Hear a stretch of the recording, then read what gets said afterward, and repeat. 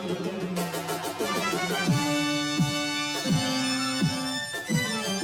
to JDM Imported.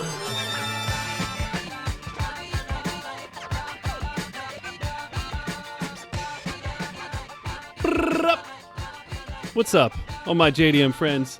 It has been a minute to hours since I've been on here. Like always, I feel like that's how we're starting them all, and that's just whatever. We're gonna call this. This is the start of season 2. JDM Imported podcast.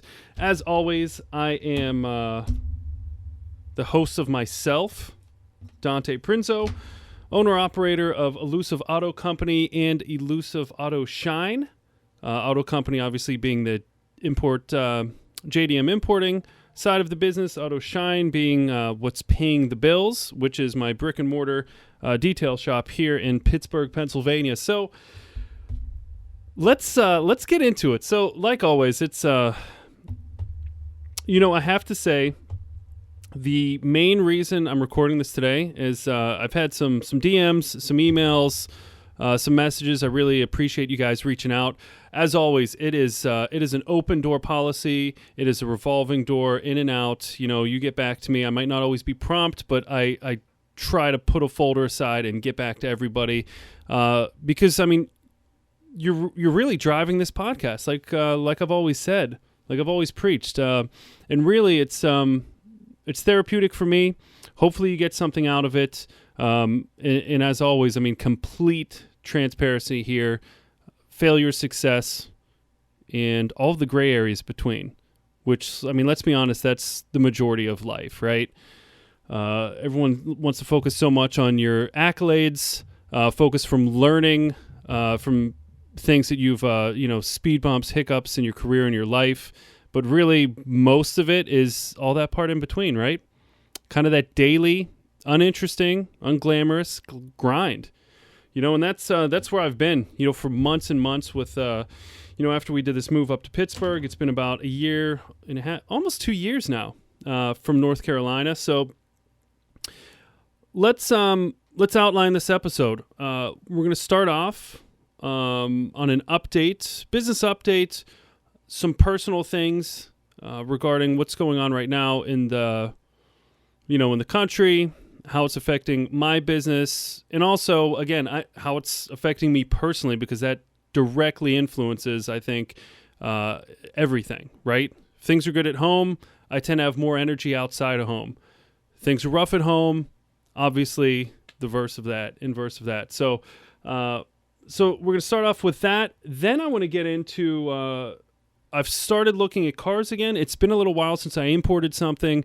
The consulting side has been going fairly well, just to kind of keep me in the game, bringing in some cars for people, helping some locals out with registering, and just sharing some of my experience to hopefully ease the transition and anxiety that inevitably comes with buying something overseas, sending your money via wire transfer. And of course, the bank's like, "Sir, ma'am, just want to let you know, once we hit this button, money's gone. We can't recoup it." Heartstopper for most people. I don't care who you are. I don't care how little or how much the bill is. These cars need to be paid in full. You haven't seen it, and you're not going to get your money back once you send it. Facts. So kind of helping people through that. Even if they haven't imported something through me, I've had some reach out and ask for some assistance. So we're going to get into that. What's going on with some of the cars I've been looking at. As always, I've gotten some positive feedback from kind of real-time searching the database. And there's been some changes with the JDM auctions. At least the database was a major one that I used to use. They've transitioned over to one that's much better, in my opinion, as far as information, as far as pictures. We're getting into some technology that they're using as well, which really helps with viewing condition. It makes it feel a little less like sight unseen as it was before. So we'll get into that, some real-time auction watching prices, and then I want to get into a topic that I think correlates with kind of chapter 2 of this podcast. Once we get through the auctions, is what's going on with the prices. Obviously, everything has been a steady rise, And there has been,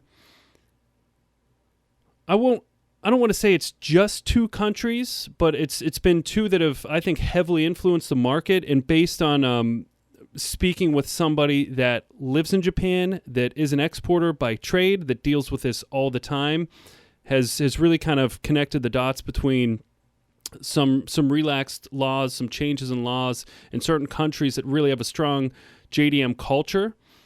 And it's influenced, what we're looking at. Because, I mean, most of you listening are in the States. I know I have, listeners throughout. But, I mean, we're talking the main populace this affects in the U.S. here. And, our prices have been steadily driving. And we need to remember this is a worldwide market.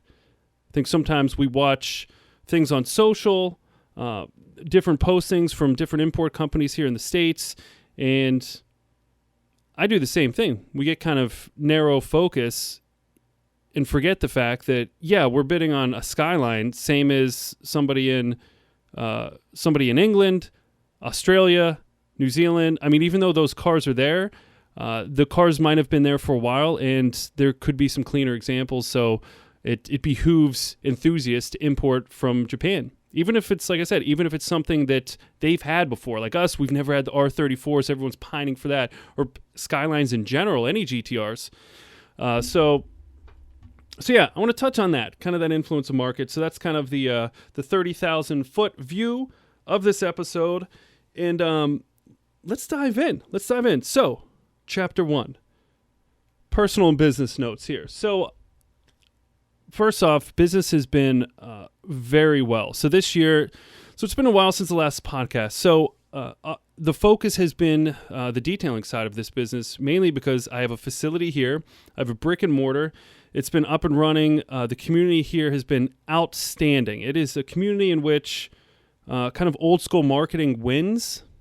So the word of mouth and just kind of staying in touch with the locals, making my presence be known in person locally here has shown much better returns than any kind of social campaign.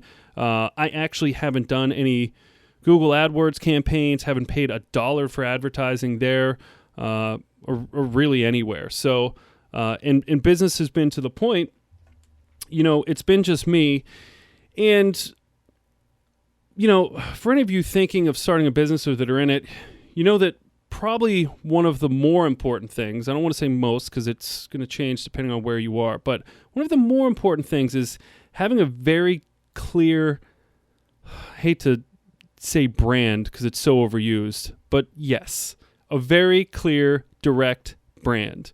So when somebody thinks, hey, I'm going to go to whoever, I'm going to go to business XYZ, they know what business XYZ is. This is the place you go for the high-end cars. This is the place you go for a good value. This is the place you go that feels just like comfortable. It's like a little meat and potatoes of whatever industry you're serving, right? Everybody has their own niche, or you should, because if you're trying to tailor to high-end clientele, also trying to get all the business, let's just use detailing as an example because that's what I'm doing. If I'm trying to do high-end clientele, but I also want to scrap all that business from dealers because dealers could just keep feeding me cars, but margins are low, right? Quality has to suffer because speed is the predominant driver in that market, whereas margins are bigger because speed falls short to quality, right? Quality is your main focus if you're looking at kind of your pillars for a high-end clientele.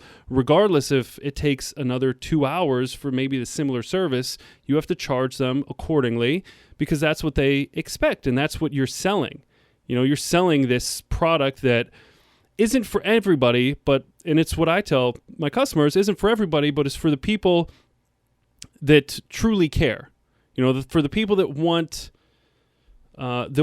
excellence. That's not just looking for fast food, but that wants to actually sit down, hear the story from where the beef came from, have a good steak. You know what I mean? And that's what I do because that's how I'm wired. So I'm not going to fight against the grain. If I wasn't wired that way, this is not what I'd be doing, because I'm going with my flow. If we can kind of picture if we can kind of picture the creek, the babbling brook through the woods, you can direct it much easier than building a dam and changing its direction, So let's just take the flow of the water. Let's just keep directing it. So that's what I've done. And that's why the business has been focused more on detailing, this last year and a half, because I found that that's the path of least resistance to get to the goal. I mean, this was kind of phase one, was to get a brick and mortar, have it stand on its own. Because if you've been following the episodes, I think of the tripod, right? And we're talking a business tripod, and you need different pillars, right? Different income streams to be successful, I think, at least for me. So, if I was just focused on importing cars, well, if I can only get one or two in at a time, it's going to take a long time to build that up. Plus, here in PA, I would need to have my own building, can't be attached to anything else, to get approval for a dealer license if you sell more than 5 or 7 cars a year, which is nothing. You can't really sustain on that. So, what's my workaround for that? Well, I wanted another facet of the business, something that I was good at. So that's when the detailing kind of took off. It's something that I've done for years, that I'm geared towards, that I'm kind of a geek about. It's that was kind of the path of least resistance, right? Going with the flow, so to speak. And I figure if that can be kind of the foundation, that could be one of the pillars. It can help support one of the other legs, which is importing. So this can stand on its own, has its own clientele, its own constant flow of revenue. Now all of a sudden there's a little more flexibility for me to buy a building, a little more flexibility to bring in more than one car at a time, which, in the grand scheme of things, and for those of you, looking to do this, set proper expectations. And those are that, you're not doing it to make a living until you're bringing in clusters of cars at a time, and I don't care, man. I get this. I even have some local guys that are I'm throwing up the quotes, the car flippers, right?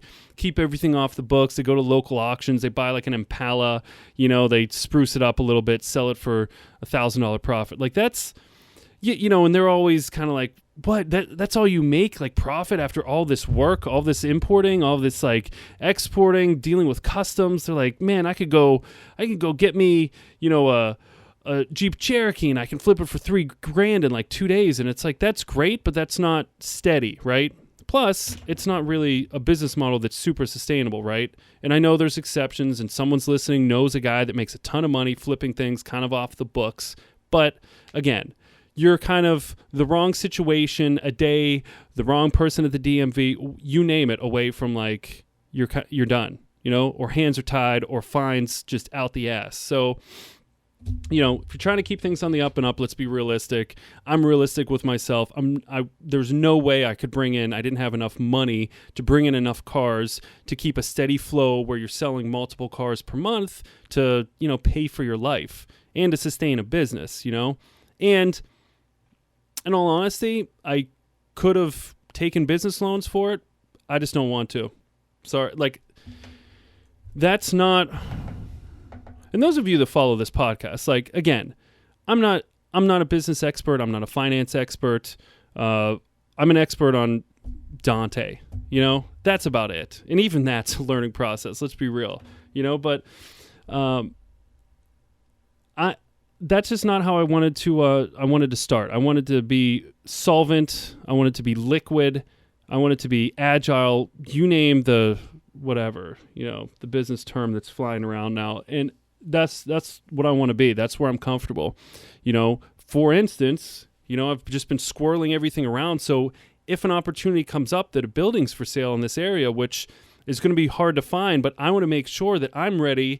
I don't need a hope and a prayer, a huge loan, crossing fingers. I don't need to fluff up any of my taxes and things like that they're going to look at to see if they'll approve me on it. I don't need to worry about that because I'm not stretching myself now in kind of the infancy of everything, right? So if that building does come up, I'm ready to go. I can just, boom, I can get after it and make it happen and not be living in regret that it's oh man, I shouldn't have extended myself at this time, or chasing fast growth, because now, kind of the long term has suffered, and that is like, owning a building. Because again, that's another pillar. So third pillar of this business is real estate. Of most businesses is real estate, because now, whatever you're paying a month in a mortgage towards a building, to me, that's an income stream, right? Because that's just like a home. Even if it loses value, it's not going to lose as much as me paying out rent, $1,200, whatever, $1,500 a month rent to somebody, right? And have to do improvements to the place and worry about them selling it one day, and that's that. And I have to find a new joint. So that's where I'm at right now. So it's been a big focus on detailing it's just been word of mouth. Man, it's so boring, right? So lame. It's like, tell your friends.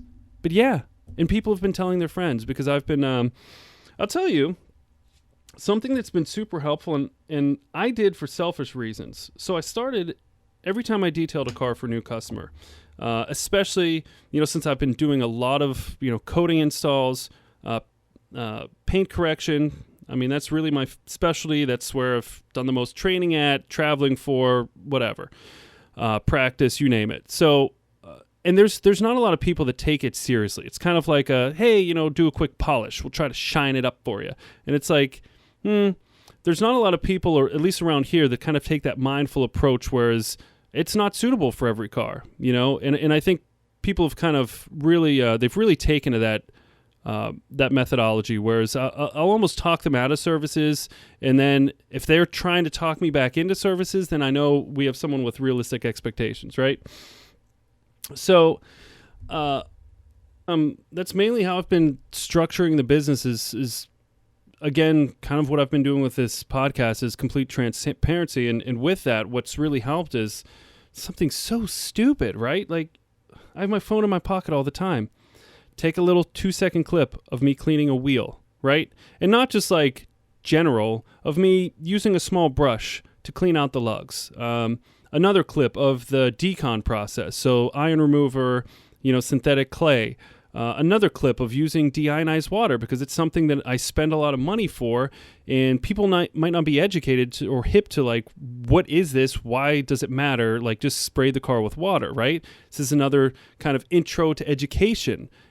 Education equals value. Value equals money, correct? So for kind of selfish reasons, and also to kind of validate the type of service I do, I'm like, okay, so for like new customers, I'm going to just splice together, and it's usually like a 1 to 2 minute video of a bunch of 3 to 4 second clips, interior stuff, like basically almost every stage, a quick clip, or like a clip of something interesting, or a clip of like a scratch they didn't notice or we didn't go over until like the car's clean and you see it, whatever it may be.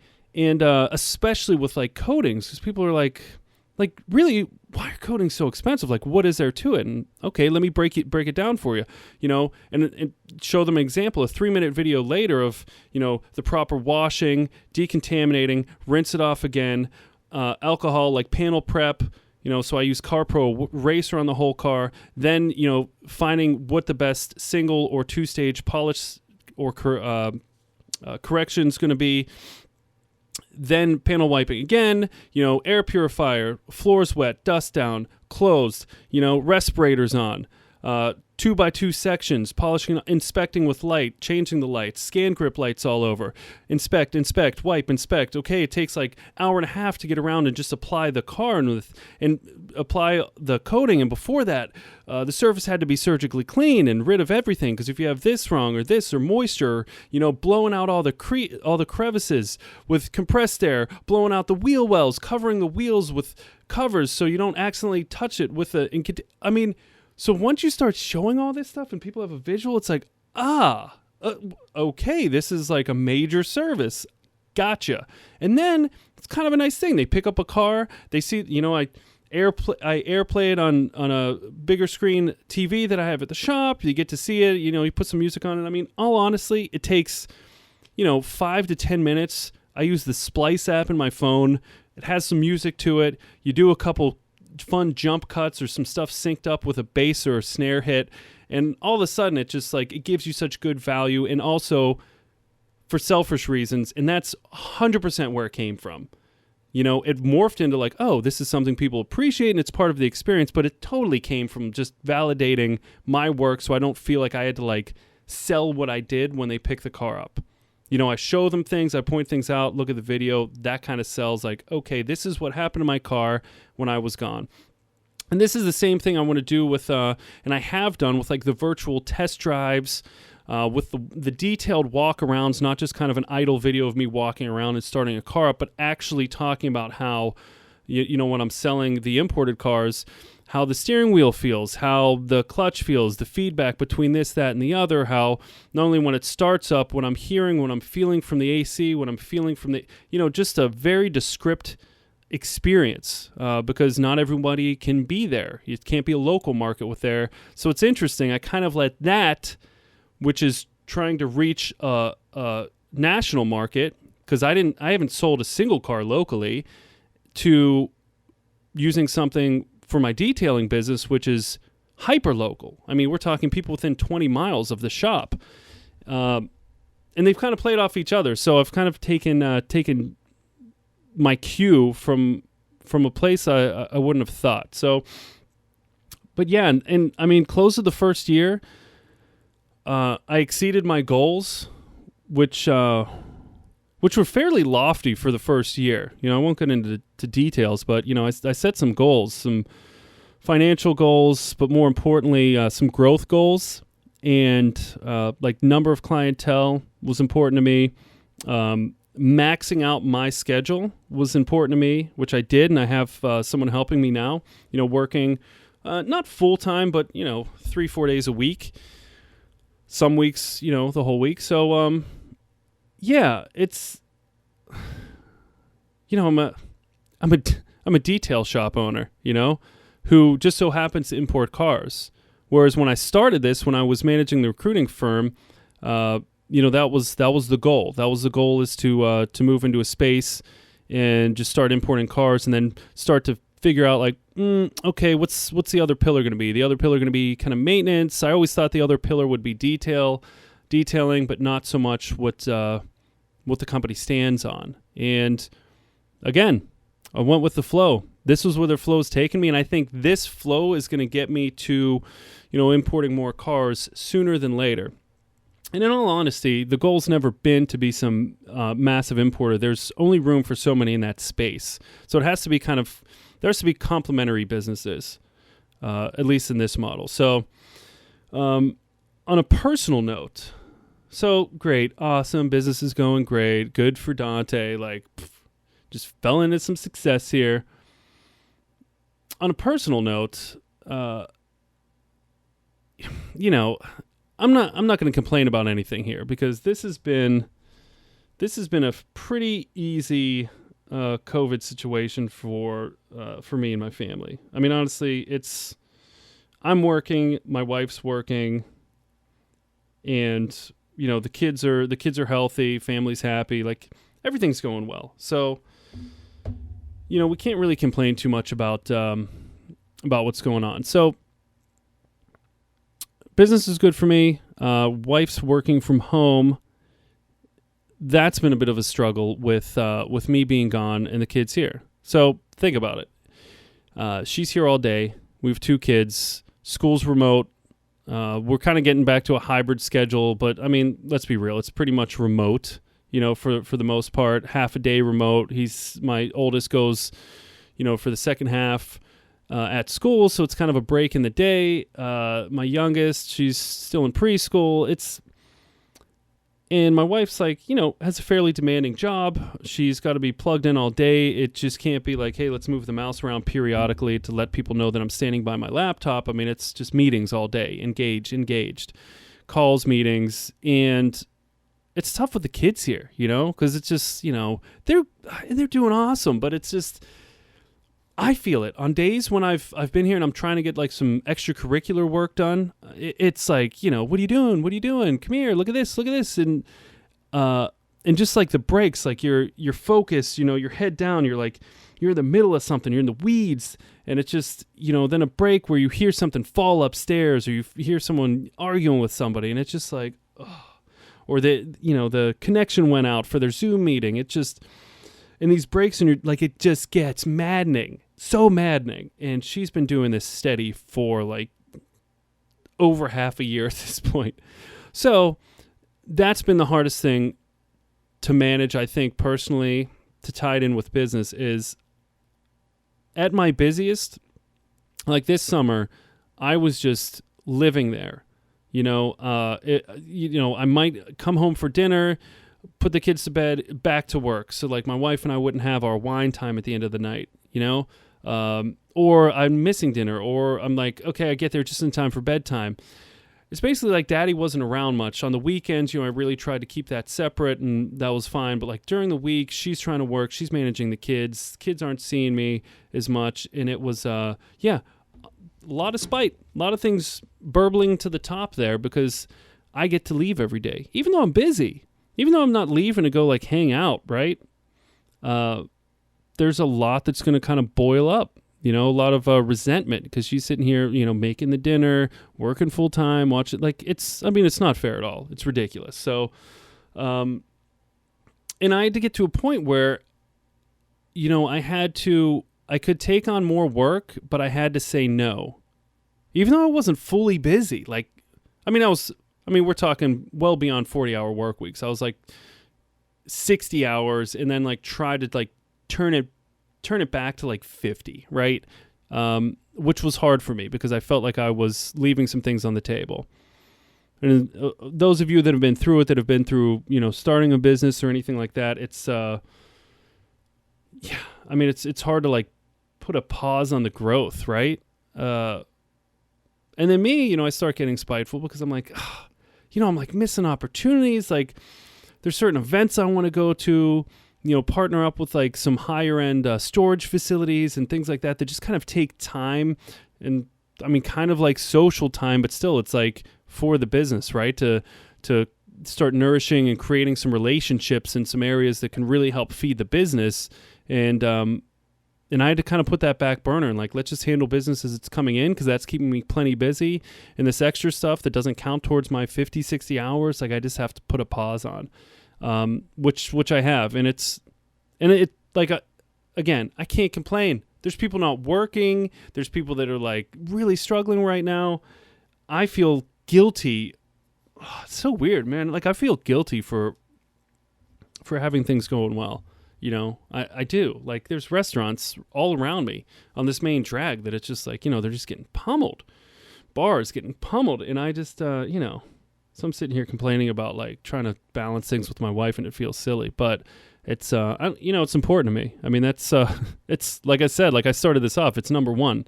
If that's not going well, I'm done. I'm done for. There's no way. I don't know what I wouldn't be able to muster up anything. I'd just be worthless. I'd, close shop. I'd be in a gutter somewhere. So, and I had to remind myself of that relationship's number one. Family's got to be number one, while also being mindful that there isn't a balance. To me, I'm just like, this is a correction, but by no means am I seeking balance. It's still very heavily swayed towards the business side, which I'm not proud of, but it's the facts of life, if you're seeking balance, you're not growing, right? It's like spreading yourself thin. It's like having too many hobbies. And I've used the analogy before, but the climbing of a ladder, one hand on a rung, the other hand on another rung. You're not going two hands at the same time, right? You're going to fall off. You're going to eat shit. So I don't want to eat shit. I want steady growth. Right now, I have one arm in front of the other, but I'm still holding on, And that arm, fortunately, unfortunately, is on the business side, because long-term goal is obviously get to the point where it's like, okay, I have someone working for me now. I'd like to start kind of recruiting and bringing in specialists, but the thing is, I need to drum up more specialist work. That's like right now, as a whole, it's more work than I can handle, but I need to drum up more work. So it's like I'm fully maxed out with just doing corrections, where I have somebody fully, focused on like the cleaning and the detailing side, and then a book of business big enough. I'm doing paint protection film and enough of those, but not enough to keep somebody busy full time just doing that. So that's where I'm at with that, and with personal life. Feel free. I know this is a podcast, not a radio show. I want to be like, hey, feel free to call in. But, you know, if you're going through similar stuff like that, feel free to reach out. And I got to say, there's, I'll have to find his name later here in the episode. But I want to give a shout out to somebody that, you know, like I said, I've gotten a lot of kind of feedback, like, hey, where have you been? What's going on with the podcast? But this one in particular just called me. You know, we had a nice conversation. He lives up in Canada, and you have him to thank to kind of remotivate me to say, like, dude, set aside an hour or so. I mean, in the grand scheme of things, it's more like 2. You know, this episode's about an hour. Then I go through and make sure you know, I don't really edit anything except for, you know, if dog starts barking or a kid interrupts or something like that. But make sure all that's good, post it, you know. So I had to find like 2 hours, you know, like big deal. It's like I have 2 hours. It just, you know, it's been when you're busy at work and you're kind of balancing that act of like, you know, wife's always in the ear about me not being here enough. Then when I'm here, I just really want to be here, you know, like I have to be here. Because then if I come home, like what good am I if I'm like, hey, I'm home, and then I run downstairs? Like that's kind of a false sense, right? You know, who you fooling right there. So, but yeah, wanted to give him a shout out. Actually, where are we at? All right, so I'll give, you know what? I'll share his handle on Instagram, just to keep, you know, whatever, personal information. But jclay_JDM. So JCLAY_JDM. Hey man, if you're listening, I appreciate you. We had a nice talk about just kind of, you know, he had some car and questions, some importing questions, things like that, and just, you know, then it just went off into kind of goals and, well, whatever. It was a nice chat, and fortunately, and that's why I love doing this podcast. Should be doing it more. Is I get those conversations periodically that it's like I don't have time for, and quite honestly, it's kind of forced on me, right? I get a call or an email out of the blue, but I'm so grateful for it because it gives me that chance to pause and be like, man, like I haven't done one of these for months, since like, what, April or May? And I'm like, you forget why. Like I love the feeling. It feels good. It feels good to get things out there. I learned from it. Hopefully you learned from it. Get something from it. So, yeah. So let's move on to chapter 3. And that is, let's talk about what's going on with the market of JDM cars, obviously. So I've been looking at mainly, you know, it was before it was the Imprezas, STIs, and Evos that we can import here. So like Evo 3s. I've gotten away from Evo 3s. It just, man, it doesn't make sense, the money they're going for. That's one of those, when you see it importers, it's kind of like, you know, let's, I don't know if you've ever heard like in grocery stores. Like grocery stores lose money on paper products, but they have to have them there to bring customers there, you know, and so maybe they make up for that with produce and other perishable items, things like that. Dealerships, it's that same way. Importers, it's that same way. Now, no one's like paper producting any Evos, right? They're still making money. But I think they're just going for so much. You can't ask enough to keep the margins very similar to, say, something very standard that's always going to sell, like an R33 GTST or GTR. I mean, you kind of know what your margins are, and it stays even. The increase stays. You know, if the wholesale's 30 on one, like, you know, you're going to be able to sell it for, you know, $5,000 above or more, you know, and then if the wholesale goes up to 32, you're still kind of at that same margin. Whereas, you know, these older, you know, rally cars are like, their price is getting close to some more desirables. They're getting close to like kind of FD prices. And then it's, can you really validate that, especially when you have Evo 4s becoming available in the not too distant future, which is, you know, really let's be real, what most people want. So, like, I kind of ran into that because I was really looking for chasers, but now, you know, I don't know, JZX 90s, we're close to the JZX 100s, so, and there's a market for both, but let's be real, like, the newer ones are what people are more into, you know?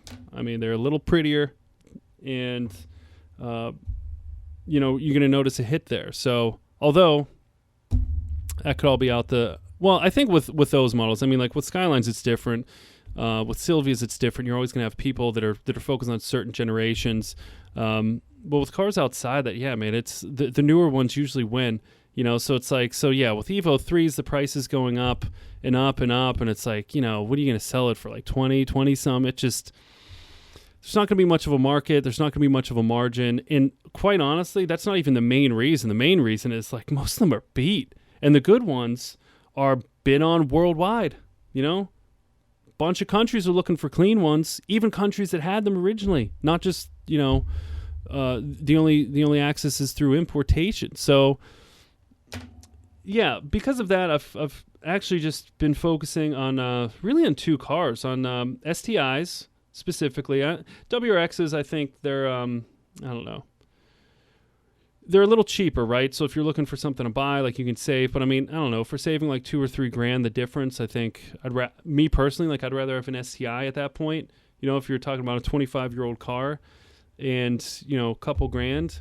It's not like it's a $4,000 car anyway. Like you're still going to be spending like high teens, low 20s. So, WRXs, I mean, retail stateside here, most of which are going to be in like kind of the mid-teens-ish, STIs, maybe high teens, low 20s. So, but still, I digress. But so I had some interesting conversations with the guy that does all the exporting, looks at all the cars, all the access, pretty much my lifeline to any of these cars. We have these great conversations about the market, right? And it kind of helps. He really helps guide me. So, and a while back, I'm like, man, these prices just keep going up and up, and it's like there's no end in sight. And for anyone that's thinking about importing a car, like, don't wait. If you're ready, do it. Now's the time. Tomorrow's the time. Next week's the time. But waiting for like, and hoping that, things will probably like ease back down in 2 years. They won't. Unless you're looking for something really, really niche that maybe just got a spike because someone reviewed it on a Motor Trend outlet. You know what I mean? Like some specific K car that YouTuber just did a build, and then all of a sudden you see kind of a surge. But I mean, when we're talking a surge, they might surge a bit and then drop back, but nothing's going to like steadily start going down because it's just, the demand's just, even if the demand stays the same, think about it. The demand's rising. There's no control over that. But let's pretend the demand plateaus. The trajectory of the supply is going to continue to dwindle. Even if the demand doesn't change from today, the same percentage of people, the same amount of cars are selling per year, the supply just keeps, because every year that goes by, it's another year older. Another grouping of cars that's being sold, another some thousands that's being sold and sent out to different countries that have been driven, another percentage of those that are being wrecked, another percentage of those that have been sidecarred for other projects that have been, you name it, just off the road, not in the market anymore. And you're going to have a steady increase in cost. That's just how it's going to be. So, and a lot of countries, well, not a lot, but I mean, there's two mainly that, so talking to him about what's kind of influenced the cost, I mean, Australia, and again, look it up. You can find more details. This is just kind of notes from a conversation, but Australia has relaxed. It was like in December of last year, or 2019. Yeah, so December 2019, they really relaxed on some rules for importing. Used to be super hard to bring a car in. It's expensive there still, but it was like, I think before 2019, they had like a 1989 rule. So the car had to be older than that, and then it wasn't really that big a deal to import it. But for anything over 1989, so I mean, yeah, you have some R32s you can bring in, but like an S13s, but you're not going to be bringing in any FDs, you're not going to be bringing in any, Mark IV Supras. There's a lot of cars. There's a lot of cars you can name that came after 89 that are huge in the market right now, and they can never really bring them in, without major issues, but most of which, again, everything's flexible within reason, I mean, you could, you can import an R34 within reason. You can buy 4 of them, do some crash testing, like rebuild, like, yeah, you could do things that are non-compliant and make it work, but it just takes hundreds of thousands of dollars, and no one's going to do that for, 200-300% the cost of a car. So yeah, it was December 2019, and then they changed things to a very similar rule as the U.S. has, the 25-year rule. So, and it's a rolling 25 years. So from what I understand, that influenced the market greatly. He said all of a sudden he was exporting a lot more cars. And again, you can read what you want. I'm talking to somebody that's just kind of doing it regularly. If you want to find some specific on like all the acronyms of the stuff that they needed, the things that they changed, I think there was like the SEVS. So it was like the Specialist Enthusiast Vehicle Scheme. Was the whole thing that they followed, the guidelines in Australia. There's details on that online. I'm not going to just regurgitate it, but yeah. So obviously, we have a big there's a decent car culture in Australia. So now all of a sudden, in the last year or so, you have a lot more cars going to Australia. So what does that mean? The amount of cars that are going on, how many times more eyeballs are on cars that are being at auction in Japan and bidding on cars. So, okay, so we have an influx and influence there. Even though the shipping costs are, I think they're like more than double the cost of what it would be to ship something to the States, but still, there's a market there. So you have that influence. And then he was saying there was some flexibility on China. So China, it used to be like if a car was more than a year old, forget about importing it. And then it had to be left-hand drive only. And it's always been that there was some very expensive workarounds if you did have a right-hand drive car that was, more than a year old. If you had a right-hand drive car that was like, I don't know what the mark was on it, but I think 2005 was another mark that they had. So it's like had to be newer than 2005, and but then you could pay. So I guess there's been a little bit of flexibility with testing fees and with testing. And some workarounds to get some older vehicles in that might not be left-hand drive.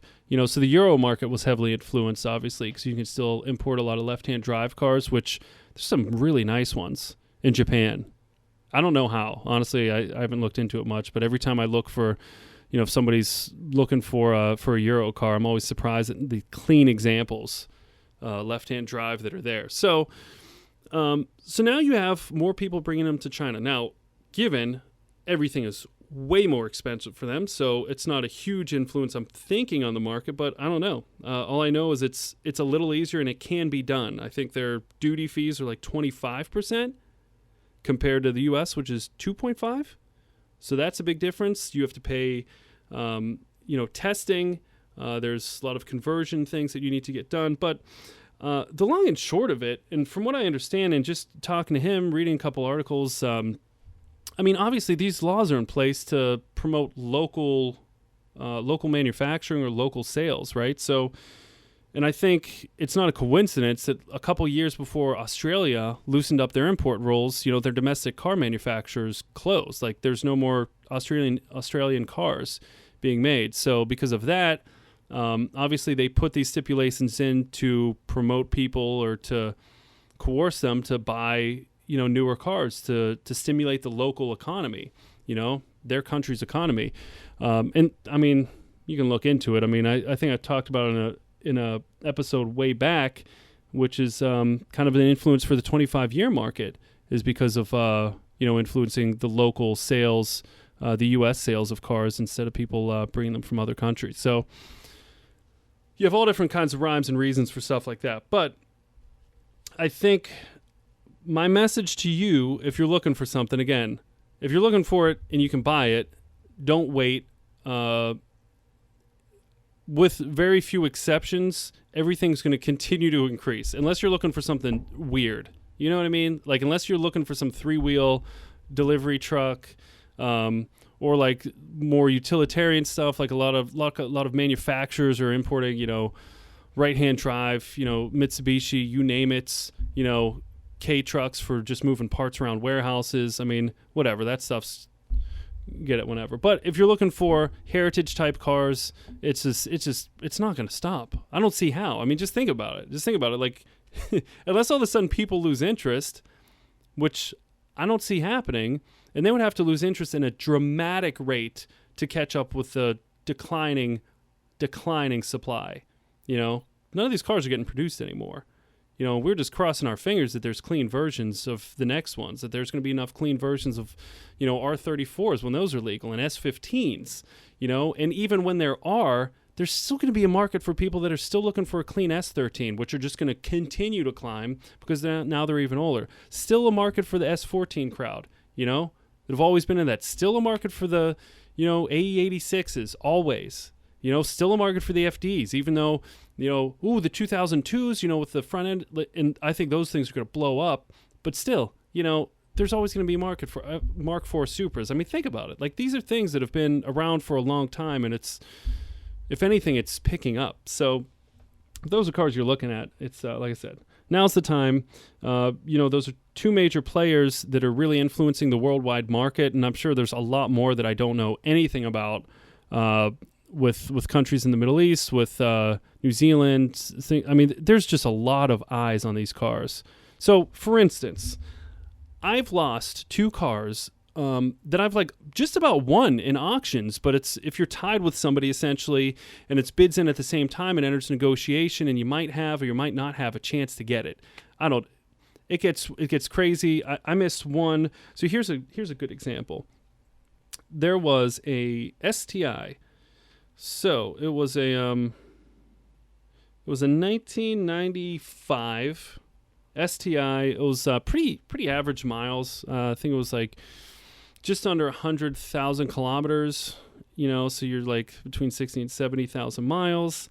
And it was a 4 grade, so 4 exterior. So typically a 4 grade is going to be the best you're going to find in a car of this class, right? So that means, there's going to be door dings, there's going to be scratches. Chances are most panels are original, don't show any repair marks. So if they have been repainted, and because, people say, look, that means it wasn't repainted. Not necessarily. There's definitely 4 grades that have been repainted, but just the kind of OEM or factory specs, they could still slip in under a 4 grade. Absolutely. The only time that you start getting marked on is when it's there's an obvious weave, an obvious change in paint texture, bad blending job, then you're going to be knocked down to your 3.5, 3 grades, and so on and so forth. And then if you have some replaced panels, chances are it's an R grade. But so a 4 grade, highly desirable. So something I'm not going to have to do. It's not faded paint. I'm not going to have to repaint any panels. The interior is all there, which is becoming harder to find because, a lot of these cars are popular for some rally cross and local events. So you'll see a lot with gutted interiors. But, this one was 100% stock. The mats even look clean. Wear on the driver's seat, passenger seat looked good. So this is pretty much one of the better examples. But I think I set my bidding, which I thought was high, for up to 1.7 million yen, which, low 16s or so. $1,000, and lost it by 10,000 yen, which is just nothing, just nothing. And this is after I lost out on a car that was 1.5 by 50,000 yen. So, and I told him, I was listen, because we live bid on everything. I'm just go for it, man. Just I'm good. The market's the market, but he does have my back because there are some cars that, again, if somebody's for instance, I'm looking to buy this car to import it and to sell it. Now, if I was looking to buy it for myself, yeah, I honestly don't care if it went for 1.9 because it would still be cheaper than buying a car at retail, and it's for myself to get exactly the car I want. So sometimes that just, when you're not worried about a margin at all for your time, yeah. And you never know, and this is the thing too, if you're working with somebody, you never know where it's going to end because the guy on the other end, might be the dude in Australia that's oh man, last year when these rules got relaxed, I finally got the money, I sold my car, I sold my ute, I'm ready to roll, and this is for me. So I'll pay whatever because this is my dream car, So it's okay, so if they're for instance, this WRX will probably be sold I know the place that bought it, and it'll probably, understandably so, be sold for like, I'd say 22, 23. You figure after shipping, taxes, all that, like that's pretty normal, right? Little room for negotiating, like pretty normal. And but if you're someone looking for this car and you can buy it like at an auction for 21 or even around what you would buy from a dealership, retail, you're going to pay that much. And if I'm somebody that wants to sell it and I end up paying that much, like, yeah, I'm screwed. I might actually lose money on the car, If at best break even, which is lame because, I mean, let's be real. Time is money. Like, this is not, by the time, like, the night's up at, like, between 12 and 2, getting the information, putting the bids in, blah, blah, blah, then dealing with, CBP and all this stuff, you need to get paid for your time, especially if, like, you have a job and, or you're building a business. So, yeah, man, I've just been missing out. And there was like a cluster of them, and a bunch of big importers bought them super quick, and they're just kind of paying whatever for them. So I've just been missing out, unless I go balls deep. The other car, the Pulsar GTIR, pretty much the same money that they've been going for. So, for instance, there's 93, almost same miles as that STI, totally stock, all the factory options. Even has the add-on like factory speakers on the deck of the hatch, which is super ugly, but kind of cool, I feel like you'd probably sell those on eBay. Someone would want them. What brand are they? Add Zest? I don't know. But whatever. Factory sunroof, like all this cool stuff. All the interior was there. Exterior definitely needed some love, kind of rough. And that sold for 1.64. And it had some rust on it. Some rust, nothing major, but just quarter panel rust. So, I mean, this is not a perfectly clean GTIR, and it's selling for 1.6. Again, consider, if you bring it into the States here, on a car like that, I'd say in the mid $2,000 range by the time you pay fees and import tax, shipping, mid to high twos on top of that. So, and then you figure if you're selling it, you need to make some from there. So, yeah, that's pretty much what they're going for. So we have, now there was a wagon. The wagons are going for a little less, the STIs. So they're going for probably $1,000 or $2,000 less, which is shocking to me because I think they're cooler. That's just me. And the GTIRs are going for maybe, like $1,000 to $2,000 less than a clean STI, but in that realm. Same with the Evos. The Evos are around the same there, but like I said, the Evos are just like, I mean, Subaru's rust for sure, but the Evos and the strut towers, it's really hard finding a clean one.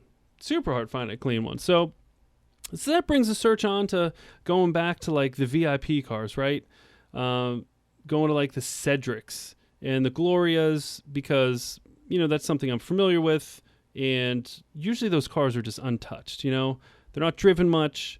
They're not going to be modified much, so you don't have to worry about somebody that's like... And the thing is, too, I mean, you can tell, and that's why it's really important to get someone to look closely at these cars because, some of them have just been, they could have been drift cars in an attempt to be put back to stock, and unless you're really looking, you could get a pretty rough car that would photograph well, but, had a cage that was cut out of it and new interior panels put over. You know what I mean? That's not a surprise I want. And that's always the risk you run.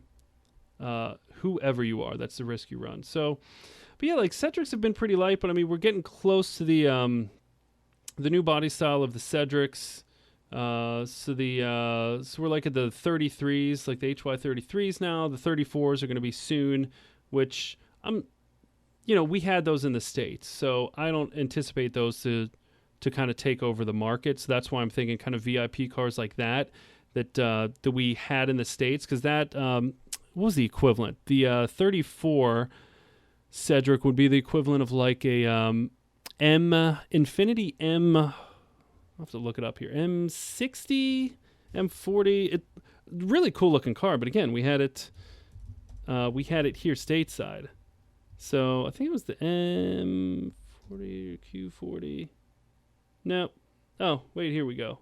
So, M35. So yeah, if you look up the Infiniti M35, kind of a cool looking car, But that's what the next version of the Cedric's going to look like. So nothing special there. Why do you want a right-hand drive version of that if it's the same power plant, same everything? So I like the ones with the individual headlights, obviously, the Grand Touring or the Gran Turismos. Obviously, the turbo versions, if can be found, are highly desirable and I think a good buy. So I'm going to start looking for those a little bit more just because it's, I want to get something in. I mean, let's be real. I want to get something, get my hands on, detail it up, get some value back in it, and get someone, maybe even local, a nice car. So Cedric, Gloria, like I said, with the Chasers, with the Mark IVs, it's yeah. I mean, you have the JZX 90s now, and we're a couple years away from the or even less for some early production for the JZX 100s. Which I think will be more desirable, just based on. I mean, if you ever want to know, just go to YouTube, right? Like, what's everyone building, or what do you see? What's most popular? And yeah, it's the JZX 100s. I think that the 90s, again, I don't see them drastically drop in price, but I also don't see them getting as much love because it's clearly going to be the most sought after. But that's that market for those types of cars. So the for the Chasers and similar versions. I mean, there's you name it. But so yeah, I think I'm gonna get away from those. And there are some. It's tough because there's some 5-speeds that have popped up that look nice. But yeah, so maybe if you guys next time around you hear, it might be either an STI or still maybe an FD. I mean, there's still some good FDs to be had, and they haven't gotten too crazy. But again, they have, since the FD that I sold last, they've gone up steadily in price on both ends, retail, wholesale. So yeah, and that's a car, I mean, as we know, the body style is going to be pretty much the same for a long time. So that's just finding a clean version of the car. So I'm going to keep on looking for that. But yeah, those are just some things like to keep in mind. I just thought were interesting. I wanted to share because it's something that me being in it, I lost track of. Like, oh, this is a worldwide situation. Like, people want these JDM cars all over the place, not just us here in the States, And there's going to be changes in certain countries that are going to heavily influence it. And I really see things constantly going forward with that. So next up is going to be, I'm going to try to record an update on the Datsun. So it'll be the second episode of the Datsun. Actually, a lot of work's been done to that. Not until recently. Don't get it twisted. It's not like I've been cranking away on this car. Because again, we're talking about me finding hours that I don't have for my business, finding hours I don't have for family. And should I really find hours I don't have for a project car? Probably not the best thing. So I've kind of farmed out some work, some fab work, roll cage, paneling, rust repair, panel repair, all the stuff that I was never going to do the roll cage, but some of the panel work and stuff like that I was going to spend some time with. I like getting my hands in that stuff, making some panels, a good excuse for a bead roller, to make, but come on, let's be real. It's, and again, when you start thinking of your day as hourly, regardless of how you get paid from whatever you do, break it down into an hourly employee, and I promise you'll be way more efficient, or you'll at least kind of shift your focus of value, So now when I kind of break things down, I'm like, okay, how much did I make an hour that day? Okay, so if I do this, it takes away from this. How much is it costing me to do something relating to how much I could pay somebody to do it while I'm still making money? You know what I mean? And that's kind of where I'm at. So don't get it twisted. I still have a lot of work. I've done a lot of work with the car myself, but certain things, especially things that I have fun with, but I know are kind of a learning curve because I'm not by any means well versed in stuff. Like I was really amped. I even bought the material to make a cage for my fuel cell. Cut out the liner, make some I was so hyped on that. But I'm thinking to myself, like, how many hours it's going to take me to do it? How much wasted material? How much time away from the two important things in my life? Yeah, pay someone to do it. It'll come out better. And in the grand scheme of things, when you break things down, it might not cost me anything because I can be making money doing something that's long term, right? So I guess that's the thought I leave it with today is to value your time, value those around you, and value the culture, man. It's fun. This is so fun. I'm really enjoying things. I'm enjoying the way the business is going, and this car is going to be. This is another thing that's kind of reinvigorated my enthusiasm for being a true car enthusiast. Like I don't want to be like a business person, right? I don't even want to say businessman because that seems too corny. But I don't. I'm like a car enthusiast, and this is what I'm doing for work. That's how I look at it. So the 510 has really rekindled my enthusiasm. As soon as I log off now, I'm going to order some wheels for it because I did some measurements, and I'm super hyped on that. Actually, you know what? I got to be truthful. I already ordered the wheels, but they're not producing them yet, so they're waiting for measurements. But I got the measurements, so it's like locked in. So it feels like Christmas again. All right? Hang in there. But yeah, so just like stuff like that, man. So I can't wait. Actually, that's going to be a fun episode, and it's just going to be an episode talking about the dots and work's done, plans, what I've run into. As with anything, like I said, business life, it's kind of a flow, direct the flow. This build has flowed a certain way, and I'm just kind of going with it because why fight it, right? So with that, hey, I appreciate the time, appreciate the listen, all the questions, the calls that I've had, emails. Keep it coming. Any kind of feedback you have from this episode or questions you have about it, let me know. Reach out to me on social. It's at Elusive Auto Co. So that's ELUSIVE Auto Co. or Elusive Auto Shine if you want to follow what's going on with the detail side of the business. And that's on all outlets. And then, of course, email is dante at elusiveautoco.com. All right, friends, enjoy the drive. Bye.